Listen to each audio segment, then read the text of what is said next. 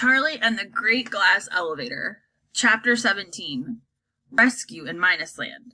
I don't like it here at all, Charlie whispered. It gives me the willies. Me too, Mr. Wonka whispered back. But we've got a job to do, Charlie, and we must go through with it. The mist was condensing now on the glass walls of the elevator, making it difficult to see out, except through the open doors. Do any other creatures live here, Mr. Wonka? Plenty of Goonies. Are they dangerous? If they bite you, they are. You're a goner, my boy, if you're bitten by a newly.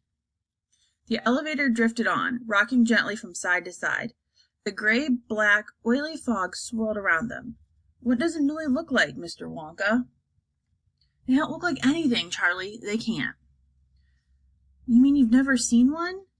You can't see newlies, my boy. You can't even feel them until they puncture your skin. Then it's too late. They've got you. You mean there'll be swarms of them around us this very moment? Charlie asked.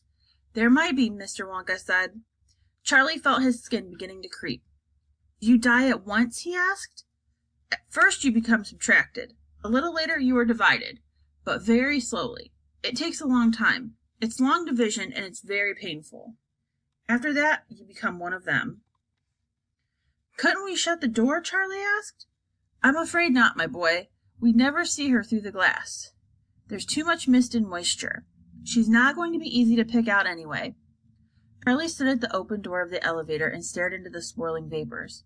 This, he thought, is what hell must be like. Hell without heat. There was something unholy about it, something unbelievably diabolical. It was all so deathly quiet, so desolate and empty. At the same time, the constant movement, the twisting and the swirling of the misty vapors gave one the feeling that some very powerful force, evil and malignant, was at work all around. Charlie felt a jab on his arm. He jumped. He almost jumped out of the elevator. Sorry, said Mr. Wonka. It's only me. Oh, Charlie gasped. For a second I thought...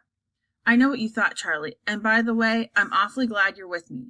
How would you like to come here alone, as I did, as I had many times? I wouldn't, Charlie said. There she is, said Mr. Wonka, pointing. No, she isn't. Oh, dear, I could have sworn her for a moment right over there on the edge of that dark patch. Keep watching, Charlie. There, said Charlie. Over there, look. Where, said Mr. Wonka.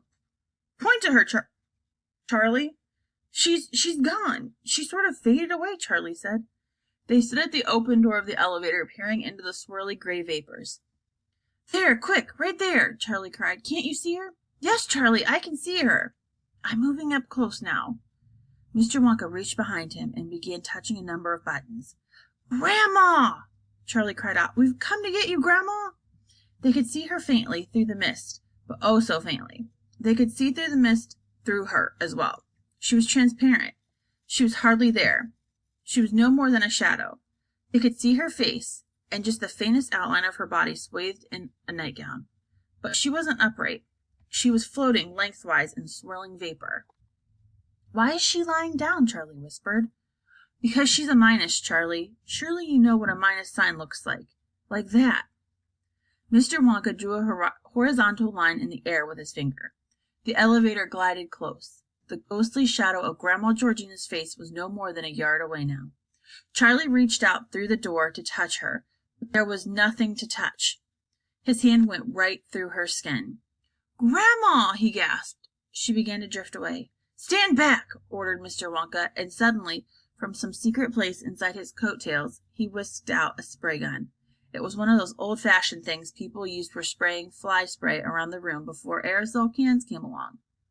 He aimed the spray gun straight at the shadow of Grandma Georgina, and he pumped the handle hard. Once, twice, 3 times! Each time a fine black spray splurted out from the nozzle of the gun. Instantly, Grandma Georgina disappeared.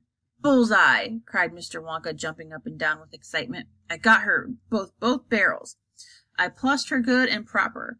That's Vit Wonka for you. Where's she gone? Charlie asked. Back to where she came from, of course, to the factory. She's a minus no longer, my boy. She's 100% red-blooded plus.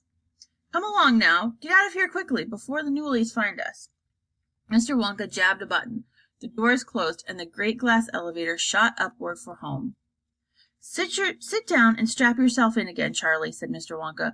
We're going flat out this time. The elevator roared and rocketed up toward the surface of the earth. Mr. Wonka and Charlie sat side by side on their little jump seats, strapped in tight. Mr. Wonka started tucking the spray gun back into the enormous pocket somewhere in his coat-tails. It's such a pity one has to use a clumsy old thing like this, he said, but there's simply no other way of doing it. Ideally, of course, one would measure out exactly the right number of drops into a teaspoon and feed it carefully into the mouth, but it's impossible to feed anything to a Minus. It's like trying to feed one's own shadow. That's why I've got to use a spray gun. Spray 'em all over my boy. That's the only way. It worked fine, didn't it, though? Charlie said.